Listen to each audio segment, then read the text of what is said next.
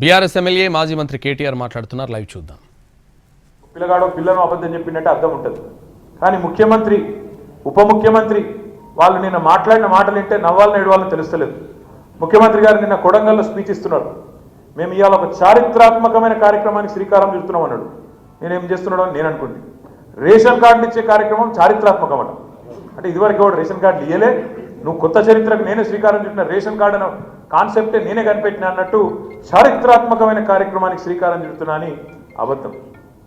ఇంకా ఘోరం ఏంటంటే ఉప ముఖ్యమంత్రి బట్టి విక్రమార్క గారు నిన్న చెప్తారు, ఎక్కడో మాట్లాడిన ఆయన కూడా, ఒక్క రేషన్ కార్డు ఇవ్వలే టీఆర్ఎస్ ప్రభుత్వం అని బట్టి విక్రమార్క చెప్తాడు.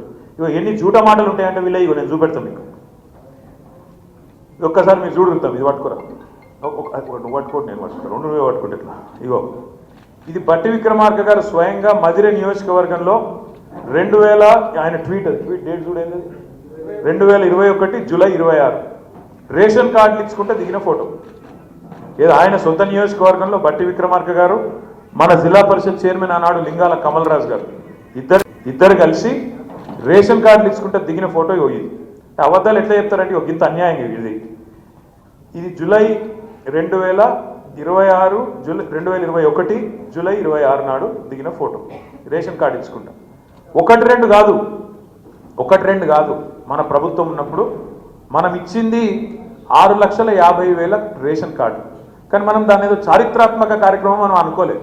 ఇది రొటీన్ కార్యక్రమం కదా, పేదవాళ్ళకు సంబంధించిన కార్యక్రమం కదా, మీ సేవల దరఖాస్తు పెట్టుకుంటే ఆటోమేటిక్ వచ్చేదే కదా, ఇందులో పెద్ద ముచ్చట్టున్నది అని చెప్పి మనం రేవంత్ రెడ్డి గారు లెక్క ప్రభుత్వ పైసలు దండగా పెట్టి పెద్ద సభలు పెట్టి నేను కొత్త చరిత్ర సృష్టిస్తున్నా అని చెప్పి మనం డైలాగులు కొట్టలే, సన్నాయి నొక్కలే, అబద్ధాలు ప్రచారం చేయలే.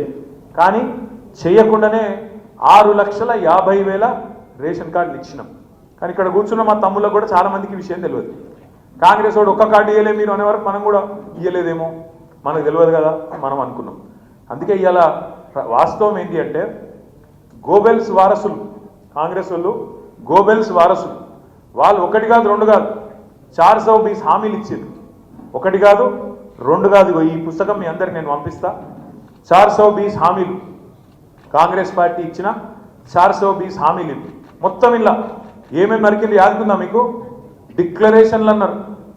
డిక్లరేషన్ అనేది చాలా పెద్ద మాట ఇంగ్లీష్లో. డిక్లరేషన్ అంటే చరిత్రలో చాలా చారిత్రాత్మకమైన నిర్ణయాలు తీసుకున్నప్పుడు గతంలో పెద్దలు మహానుభావులు వాళ్ళు డిక్లరేషన్లు ఇద్దరు. కానీ కాంగ్రెస్ వాళ్ళు డిక్లరేషన్లుగా 4 తీసి పారేసుకుంటుంది కూడా వనికిరాని డిక్లరేషన్లు ఒకటి కాదు ఎన్నో చేసింది. రైతు డిక్లరేషన్ అని చెప్పి రాహుల్ గాంధీ గారు వచ్చి వరంగల్లో చేసింది. ఎస్సీ డిక్లరేషన్ అని చెప్పి ఎస్సీ ఎస్టీ డిక్లరేషన్ అని చెప్పి చేవెళ్లలో మల్లికార్జున్ ఖార్గే గారు వచ్చి